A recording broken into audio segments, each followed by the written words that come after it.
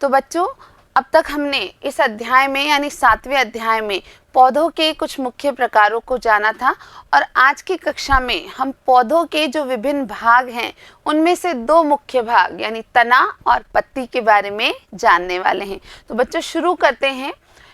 सबसे पहले हम बात करेंगे तने की। तना और पत्ती दोनों भागों को आप अच्छे से जानते हैं, आपने पौधों को देखा है, उनमें तना भी एक हिस्सा है और पत्तियां भी एक हिस्सा है, ये आप अच्छे से समझते हैं। अब बच्चों हम बात करते हैं तने की। किसी भी पौधे में तना पाया जाता है ये हम जानते हैं। ये सच है कि तना जो है उसका प्रकार अलग अलग हो सकता है। कुछ पौधों का तना काफ़ी कोमल होता है, हरा होता है, कुछ पौधों का तना उससे थोड़ा सा कठोर होता है और कुछ पौधों का तना बहुत ज़्यादा कठोर होता है, बहुत सख्त होता है और बहुत मोटा भी होता है।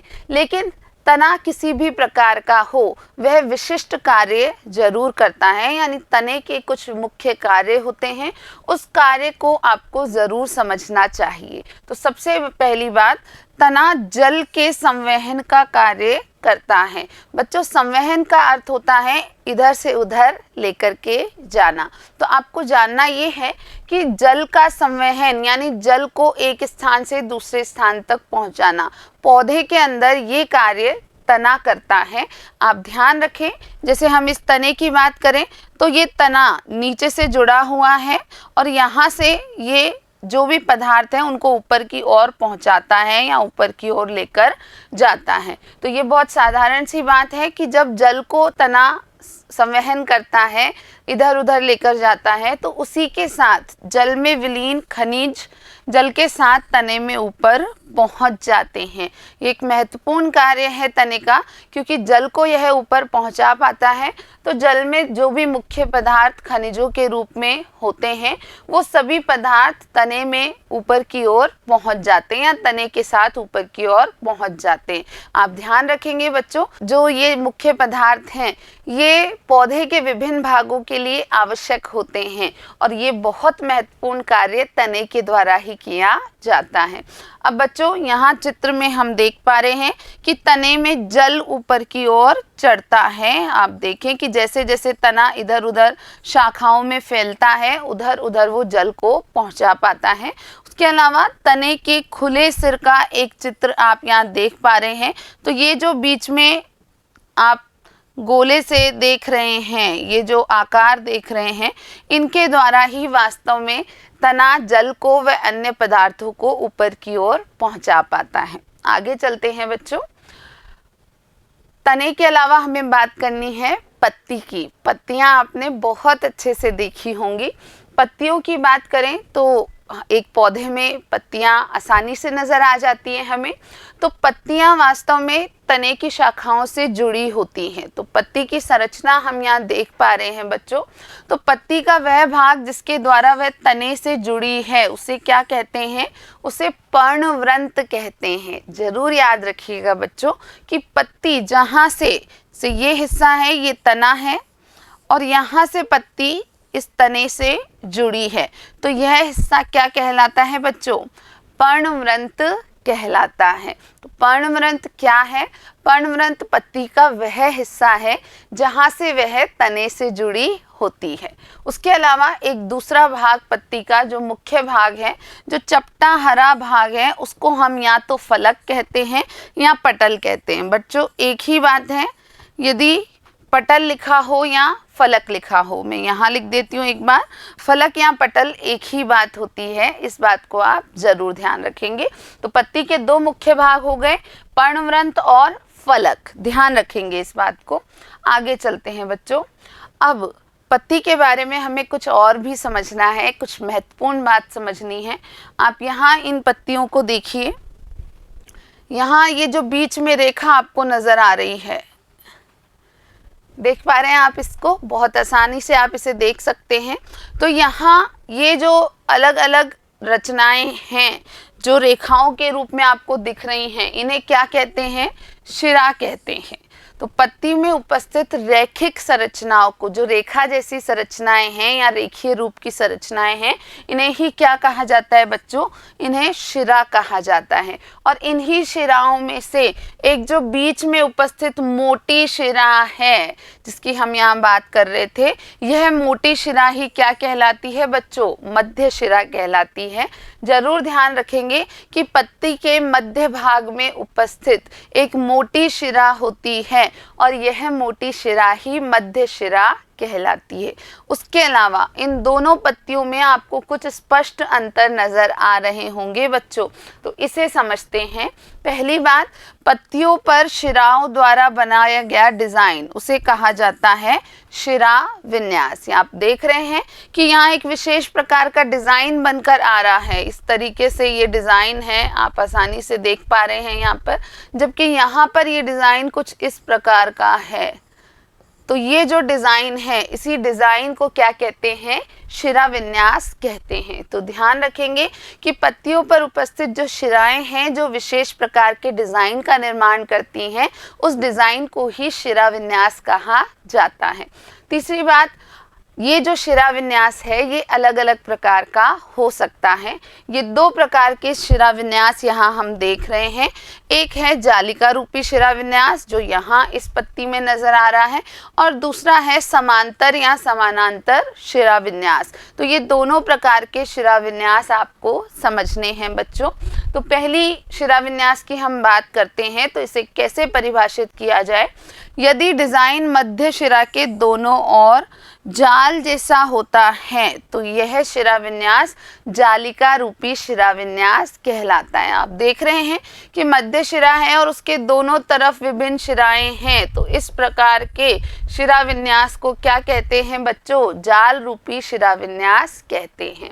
दूसरा शिरा विन्यास देखते हैं, जो कि यहाँ नजर आ रहा है, इस प्रकार से जो पत्ती है इसमें नजर आ रहा है। तो बच्चों, जैसे घास की पत्तियां हैं उसमें शिराएं एक दूसरे के समानांतर होती हैं। ये एक दूसरे के कैसे हैं? बिल्कुल समानांतर हैं। इसलिए इस प्रकार का शिरा विन्यास समानांतर शिरा विन्यास या समांतर शिरा विन्यास कहलाता है। तो बहुत आसान है बच्चों, ये दोनों प्रकार के शिरा विन्यास आप ध्यान रखेंगे। पहली बात, पत्तियां जो हैं उनमें एक मध्य में मोटी शिरा होती है, उसको मध्य शिरा कहते हैं, और ये सभी शिराएं मिलके एक विशेष प्रकार का डिजाइन बनाती है। इस डिजाइन को ही शिरा विन्यास कहते हैं। शिरा विन्यास दो मुख्य प्रकार का हो सकता है, जालिका रूपी शिरा विन्यास तथा समानांतर शिरा विन्यास या समांतर शिरा विन्यास। इस प्रकार से जब मध्य जो शिरा है उसके दोनों तरफ एक जाल सा बना हुआ नजर आए, उसे जालिका रूपी शिरा विन्यास कहते हैं। जबकि यदि सभी शिराएं एक दूसरे के समानांतर नजर आ रही हों तो उसे समांतर शिरा विन्यास कहते हैं। आगे चलते हैं बच्चों। अब पत्ती के मुख्य कार्य। अब पत्तियां एक पौधे में बहुत महत्वपूर्ण कार्य करती हैं। अभी हमने बात करी थी तने के कार्यों की, अब हमें समझने हैं पत्तियों के कार्य। तो पत्तियों के कार्य को समझने के लिए आप एक छोटा सा गतिविधि या प्रयोग अपने घर पर भी कर सकते हैं। नहीं तो आप समझिए कि आपने एक पौधे में, ठीक है, एक मान लीजिए कोई पौधा है, उस पौधे में आपने इस प्रकार कुछ पत्तियों को ढक दिया। आपने एक पन्नी से या किसी पारदर्शी कवर को बांध करके इनको ढक दिया। अब आप यदि इसे 24 घंटे बाद देखते हैं, इस प्रकार से इन पत्तियों को कवर करने के बाद, ढकने के बाद, यदि आप इसे लगभग 24 घंटे बाद देखते हैं तो नज़र ये आता है कि अंदर की तरफ आपको कुछ पानी की बूंदें दिखाई देती हैं।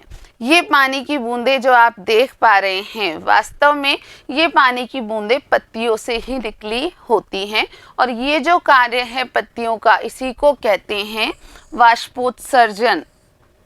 और इस प्रक्रम के द्वारा जो पत्तियां हैं वो बड़ी मात्रा में जल को वायुमंडल में छोड़ती हैं, निकालती हैं। तो जब हम पौधे के महत्व को पढ़ते हैं तो हम पढ़ते हैं कि पौधे इसलिए महत्वपूर्ण हैं क्योंकि वो जल में या वायुमंडल में बहुत सारा जल छोड़ते हैं या निकालते हैं। तो यहाँ आप देख सकते हैं कि ये जो पत्तियां हैं ये ही वास्तव में पौधे में इस कार्य को कर रही हैं, यानी वायुमंडल में जल का उत्सर्जन करना एक प्रकार से, या जल को छोड़ना जो कि वाष्पोत्सर्जन कहलाता है, यह कार्य पत्ती द्वारा ही किया जाता है। चलते हैं बच्चों आगे। पत्तियों के अन्य कार्यों की बात करें तो उस वाष्पोत्सर्जन के अलावा एक मुख्य कार्य पत्तियों का ये भी है कि ये प्रकाश संश्लेषण करती हैं। अब प्रकाश संश्लेषण क्या है ये समझना ज़रूरी है। तो वास्तव में पत्तियां अपना भोजन स्वयं बनाती हैं, यानी पौधे द्वारा अपना भोजन स्वयं बनाया जाता है, ये आप जानते हैं, आपको ये बात पहले बताई गई है। तो वास्तव में किसी भी पौधे में ये जो भोजन बनाने का कार्य है ये कौन करता है? पत्तियां करती हैं। तो बच्चों ध्यान रखेंगे कि पत्तियां प्रकाश और हरे रंग के पदार्थ की उपस्थिति में, हरे रंग का पदार्थ क्या कहलाता है बच्चों? क्लोरोफिल। एक हरे रंग का पदार्थ जिसका नाम होता है क्लोरोफिल। तो पत्तियां प्रकाश और क्लोरोफिल की उपस्थिति में अपना भोजन बनाती हैं। अब इस प्रक्रिया के दौरान जल और कार्बन डाइऑक्साइड का उपयोग करती हैं। आप देखिए ये महत्वपूर्ण बात है कि जो वातावरण में उपस्थित कार्बन डाइऑक्साइड है उसे पत्तियां अपना भोजन बनाने के लिए उपयोग में लेती हैं। हम जानते हैं कि कार्बन डाइऑक्साइड एक गैस होती है और यदि इस गैस की मात्रा वातावरण में या पर्यावरण में बहुत अधिक हो जाए तो वो कई नकारात्मक प्रभाव दिखा सकती है। आप पौधों के महत्व को समझिए कि पौधे वास्तव में इस गैस को यानी कार्बन डाइऑक्साइड को अपने भोजन बनाने में उपयोग लेते हैं और इस प्रक्रम को ही प्रकाश संश्लेषण कहते हैं। तो यह पूरी प्रक्रिया जहां पत्तियां जल का और कार्बन डाइऑक्साइड का उपयोग करती हैं प्रकाश की उपस्थिति में और क्लोरोफिल की जो एक हरे रंग का पदार्थ है उसकी उपस्थिति में, और अपने भोजन का स्वयं निर्माण करती हैं। एक और महत्वपूर्ण बात है बच्चों कि इस प्रक्रम में यानी कि प्रकाश संश्लेषण की इस प्रक्रिया में ऑक्सीजन भी निष्कासित होती है। आप जानते हैं बच्चों कि ऑक्सीजन महत्वपूर्ण गैस है, ऐसी गैस है जो हमारे जीवन को बनाए रखने के लिए बहुत आवश्यक है। हम जब वायुमंडल से किसी गैस को ग्रहण करते हैं जिसे हम श्वास लेने की प्रक्रिया या श्वसन कहते हैं, तो आप जानते हैं बच्चों वह कौन सी गैस होती है? तो श्वसन के दौरान सभी प्राणी वास्तव में पूरे वातावरण में से ऑक्सीजन ग्रहण करते हैं और कार्बन डाइऑक्साइड बाहर छोड़ते हैं। जबकि पौधों के बारे में आप पढ़ रहे हैं तो आपने जाना कि ये ऑक्सीजन निष्कासित करते हैं, ये प्रकाश संश्लेषण की प्रक्रिया के द्वारा ऑक्सीजन का निष्कासन करते हैं जबकि कार्बन डाइऑक्साइड का उपयोग करते हैं। और ये सारा कार्य पौधे में वास्तव में कौन करता है? पत्तियां करती है। तो हुई ना पत्तियां बहुत महत्वपूर्ण। तो बच्चों आज की कक्षा में हमने पौधे के दो मुख्य भाग तने और पत्तियों के मुख्य कार्य को जाना है। अब इस कक्षा के अगले जो हिस्से होंगे वहाँ पर हम कुछ अन्य भाग यानी कि जड़ें और पुष्प उनकी बात करेंगे। तने का अपना महत्व है, पत्तियां अपने तरीके से महत्वपूर्ण होती हैं। पत्तियों का मुख्य कार्य वाष्पोत्सर्जन और प्रकाश संश्लेषण है, ये आपको ज़रूर याद रखना है। तो बच्चों आज के लिए इतना ही, मिलते हैं अगले भाग में। वीडियो देखने के लिए आप सभी का बहुत बहुत धन्यवाद।